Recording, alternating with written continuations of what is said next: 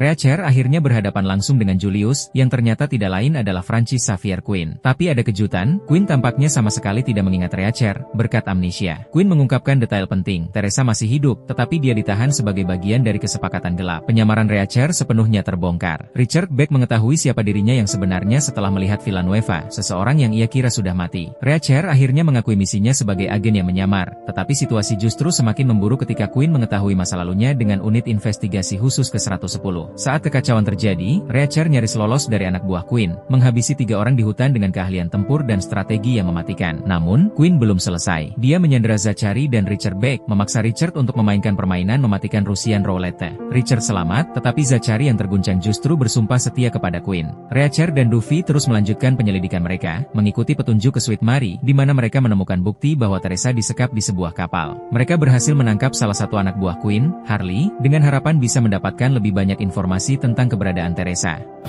Amin.